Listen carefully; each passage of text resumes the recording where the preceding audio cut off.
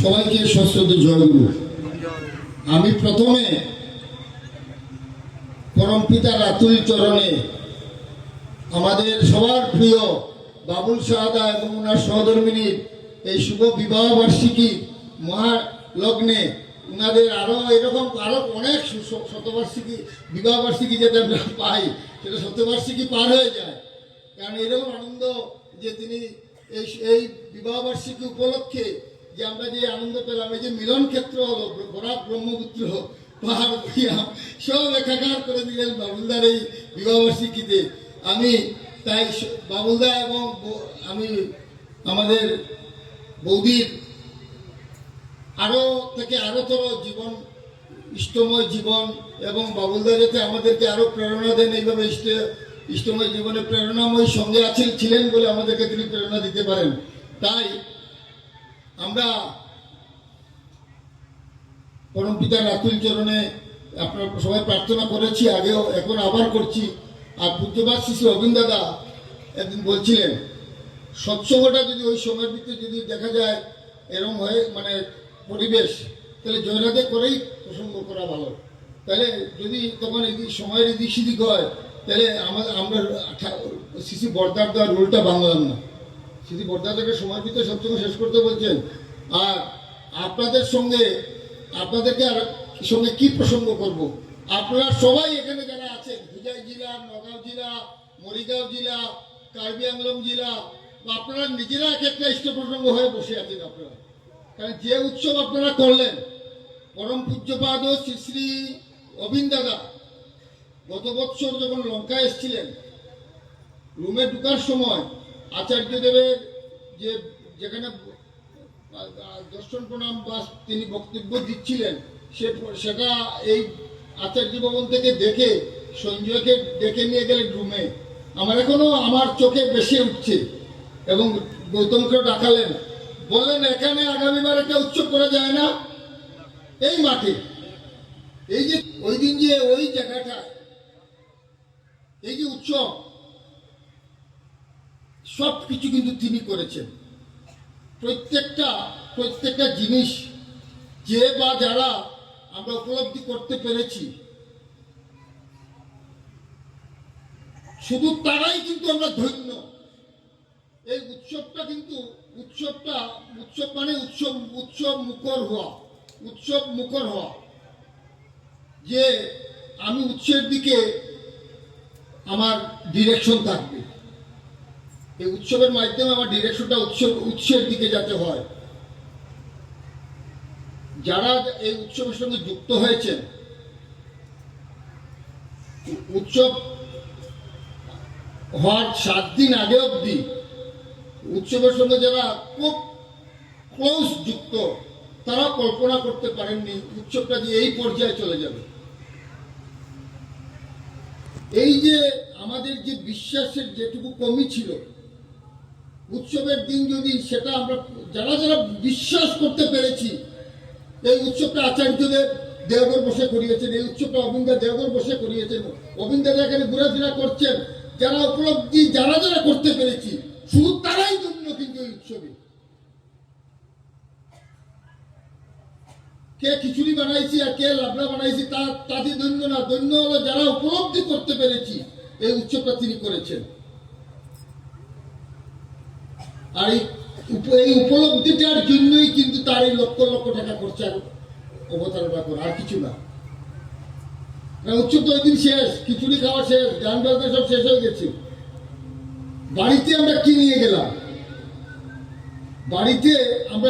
গেলাম? এই জন্য এইসব উৎসব করান, এইসব মন্দির করান, যে বা যারা যতটুকু সুচারুরূপে এই কথাটাকে প্রথম থেকে বিশ্বাস করতে পারে, সে দেখবে কখনো মাথা গরম হয় না তার। সে সবসময় এনজয় করতে। আজকে মনে হলো দিলীপ রায়দা আসার কথা ছিল জাগিরোড থেকে একটা টিম নিয়ে, অর্গাদি নিয়ে। তো আমার দিলীপ রায়দা আসার সঙ্গে সঙ্গে আমার আর একটা টিমকে বলা রাখা আছে যে ভাই ওই দাদা আসবেন, তারপরে আমি তোমার টাকাটা দেবো। দেখা গেল দিলীপ রায়দা তার যথাসময় আসলেন না। একটা কথা বলছি, আপনার নামটা শুধু বলছি, দিলীপ রায়দা তো যথাসময় আসলেন না। ওই লোকটা কিন্তু আগে থেকে বসে আছে, সে তো পাবে, সে বসে আছে, আমি তো পেমেন্টটা নেব। এবার দিলীপ রায়দা এলেন না, দিলীপ রায়দাকে ফোন করা হলো, তিনি বললেন ওনাকে যে লোকটা টাকা দেওয়ার কথা ছিল সেই লোকটা ওনাকে টাকা দেয়নি। তখন আমরা কিন্তু কি হয়, আমরা মানে আমাদের বেড়ে ছিঁড়ে যায়। হ্যাঁ মশাই বলে আর 5-7 জনকে বলে দিলাম, এই দেখেন দিলীপ রায়দার কাণ্ড। কিন্তু এরকম আমাদের জীবনে আকছার ঘটে থাকে, কিন্তু তারপরে ওই ওই জিনিসটা কিন্তু আমাদের মনে থাকে না। ওই সময় দিলীপ রায়দার জায়গায় আরেক দিলীপ রায়দা এসে ওই বিষয়টাকে মিটমাট করে অর্ঘ দিয়ে ওই জামালটা মিটিয়ে দিয়ে চলে যান। আমাদের প্রত্যেকটা জীবনে, প্রত্যেকটা ইষ্টকর্মের জীবনে এরকম একটা আরেকটা সাবস্টিটিউট দিলীপ রায় ঠাকুর পাঠিয়ে দেন। ওই আমাদের সাধন ভোজন ঠিক না থাকলে ওই আরেকটা সাবস্টিটিউট দিলীপ রায়দা আসার পর্যন্ত আমরা ওয়েট করতে পারি না, আমরা মাথা খারাপ হয়ে যায় আমাদের। আর ওই সময় যদি সাধন ভোজন ঠিক থাকে তখন বাবা ঠাকুরের ইচ্ছা, উৎসব তো ঠাকুর করাচ্ছেন। আমার কাজ আমি দিলীপ রায়দাকে জানিয়েছি, তিনি নিয়ে আসেন, তিনি আসতে পারেননি, অসুবিধা তো হতেই পারে, কিছু একটা তো হবে, যাই দেখি না কি হয়। এরকম কিন্তু এই উৎসবে যদি আপনারা দেখেন, এরকম ছোটো ছোটো ছোটো ছোটো ছোটো ছোটো ছোটো অনেক ঘটনা, যে ঘটনাগুলো হয়তো আমাদের মনের মণিকুটা থেকে হয়তো চলেই গেছে, কিন্তু যদি এটাকে আমরা মানে ফ্ল্যাশব্যাকে যাই, এর প্রত্যেকটা জিনিস কিন্তু আমরা দেখতে পাই। এই ঠাকুরের উৎসব, ঠাকুরের উৎসব তো ঠাকুর করেন। তাহলে আমার আমার আমার এখানে আমার করণীয়টা কি ছিল, এই উৎসবে আমার ডিউটিটা কি ছিল, আমার অ্যাক্টিভিটিসটা কি ছিল, যে এই প্রত্যেকটা জিনিসকে, প্রত্যেকটা মানুষকে, প্রত্যেকটা বিভাগকে আমাদের কাজ হচ্ছে শুধু বিশ্বাস স্থাপন করে দেওয়া, এনকারেজ করা, সব হবে, চিন্তা করবে না, কাজ করে যাও, সবাই পাশে গিয়ে দাঁড়ানো, যে সেও তার বিশ্বাসটা তো কম আছে। এই লাইট চলে গেল, জেনারেটর ফিউজ উড়ে গেছে, জ্বলে গেছে জেনারেটর, এখন কি হবে, এখন তো দাদা ঢুকবেন এসে, এখন কি হবে, এই সময়টাকে কি করে আমি পার করব। এই সময়টা যারা পার করতে পারে ঠিক মতো তারাই সাধক, তারাই নাম ধ্যান করে, তারাই ঠাকুরকে ভালোবাসে, তাদেরই ঠাকুরের প্রতি বিশ্বাস আছে। এবং দেখবেন তাদের এখানে উৎসবের পরে 3-4টা দল হয় না, যেখানে বিশ্বাসের অভাব সেখানে দেখবেন জানা আছে ভাই তুমি যা অত্যাচার করছে, আমি আর না লঙ্কা দিলীপ রায়দা যা সমস্যা সৃষ্টি করতে, আমি জাগির দিলীপ রায়দা যেতাম না। তার মানে আমরা কি উৎসব করলাম? উৎসব করলাম না, আমরা ক্লাবের একটা ফাংশন করছিলাম, কাজিয়া বাজিয়ে লাগিয়ে শেষ হয়ে গেছে।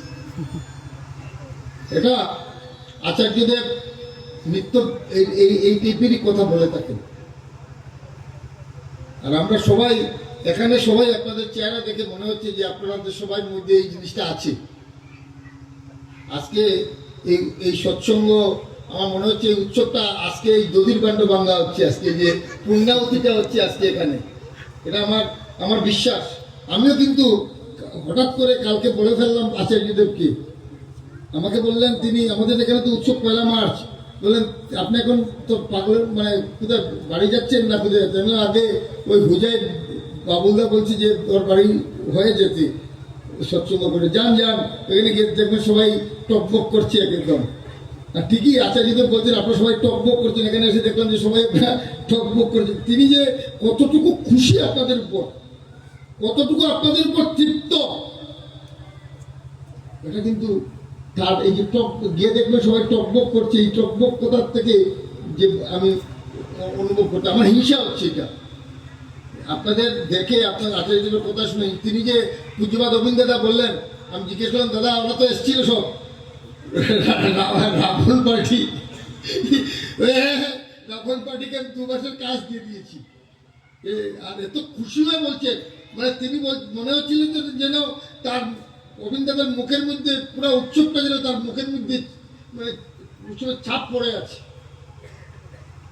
এই জন্য এটাকে আমাদের কাজ হচ্ছে কিন্তু এখন আচার্যদেব বলছেন যে একটা বড় অনুষ্ঠান করার পরে এই অনুষ্ঠানকে নিয়ে যেতে আমরা মেতে না থাকি, বারবার বলছেন, কিন্তু এটাকে যত তাড়াতাড়ি আমরা ভুলতে পারবো এটাকে যত তাড়াতাড়ি আমাদের মাথা থেকে চলে গিয়ে নতুন প্রজেক্ট যত তাড়াতাড়ি আমরা শুরু, এই জগতে যত মানে কৃতি সন্তানরা আছেন, রবীন্দ্রনাথ ঠাকুর একটা গল্প লিখে যদি বা এই গল্প নিয়ে এখন খুব মানে হুলস্থুল সেলিব্রেট করতেন যদি, তাহলে কিন্তু তার এত শত শত গল্প তার জীবনে লেখা হতো না।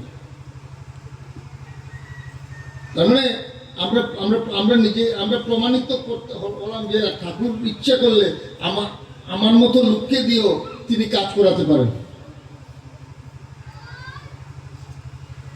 এই উৎসবে দেখবেন সব থেকে কঠিন অবস্থা কার জানেন? যারা ফাঁকি মেরেছে, যারা সব জেনে শুনে ফাঁকি মেরেছে। আচার্য তো বললেন একদিন মজা করে কি জানেন, অনেক লোক এখানে আমার কাছে এসে খুব গল্প করে, আমার এখানে এসে ধুতি পাঞ্জাবি পরে একদম ফিনফিনা ড্রেস পরে। আমি সব ওদেরকে বলি, তুমি আমার কাছে যদি ধুতি পাঞ্জাবি পরো তাহলে তোমার বাড়িতেও ধুতি পাঞ্জাবি পরো। বাড়িতে যদি লুঙ্গি পরতে পারো তো এখানে লুঙ্গি পরো। এখানে দেখা যায় আমার কাছে খুব মানে এসে ভক্তি দেখায়, আর নিজের ফিল্ডে গিয়ে আমার সঙ্গে যে খুব ভাব আছে এটা দেখিয়ে মানুষকে টর্চার করে। বলছেন আমরা যাকে ভালোবাসি, আমার চেহারার মধ্যে যদি তার রঙে আমার রং আমার না রাঙ্গা, কথা আছে না যে যে মানে ভালোবাসা মানে তার ভালোতে বাস করা। মানে এ ম্যান ইজ কি fashion by what he love, সে fashion and shape by what he love. এবং সমর্থা দেখলাম আচার্যদেবকে খুব ভালোবাসেন, নবীনদাকে খুব ভালোবাসেন, বছরের 6 মাস করে থাকেন ওইখানে। কিন্তু এখানে নবীন দাদার দয়া উৎসব হচ্ছে, সেখানে তিনি মানে বলছেন মানে সবসময় খুব চুকাচ্ছেন, এদের সঙ্গে অ্যাডজাস্ট হচ্ছে না, এদের সঙ্গে মিলতে পারছে না, ধরে রাখতে হবে। আচার্যদেব বলছেন এরা এরা কাউকেই ভালোবাসে না, ওরা নিজের অহংকে প্রতিষ্ঠা করতে গিয়ে নিজেকে আইসোলেট বলছে। ঠাকুরের মানুষ কখনো আইসোলেটেড থাকতে পারে না। ঠাকুরের মানুষ যারা, আমি একদিন আমার পাঞ্জা ছিল না, কিছু ছিল না, তখন দেখা গেল আমি সাংঘাতিক লেবারের মতো কাজ করি, ওটা তো আমার পাঞ্জা হয়ে গেলো, দেখা গেল আমি একটা আলাদা হয়ে গেলাম। আচার্য বলছে তোমার পাঞ্জা হয়েছে মানে তুমি রেজিস্টার্ড কুত্তা হয়ে গেছো। আমি যেদিন আমার পাঞ্জা হয় সেদিন আমাকে ওই দিনও করিমগঞ্জের লোক আমাকে দালাল বলতো। আমি বাবাইটাকে গিয়ে বললাম, দাদা বাবা বলছেন আমাকে পাঞ্জা দিতে, আমি ঋত্বিক হলে তো করিমগঞ্জের লোক ঠাকুর ছেড়ে দেবে। আমি কি জানি আমি কি। দাদা বললেন শোন শালা এদিকে, তোর পাঞ্জা হচ্ছে মানে তোর মর্যাদা বাড়ছে না, তোর পাঞ্জা হচ্ছে মানে তোর মর্যাদা বাড়ছে না, তোর দায়িত্ব বাড়ছে। এই মন্দির যখন তোর মন্দিরে কোনো অনুষ্ঠান হচ্ছে, সবাই যখন খেয়ে বাড়ি চলে যাবে তখন তুই বসবি খেতে। একটা বাড়িতে যাবি, অনুষ্ঠান হবে, আমাদের অনেকের একটা স্টাইল আছে, পাঞ্জাদারি কর্মীরা আগে ওই যে ব্রাহ্মণ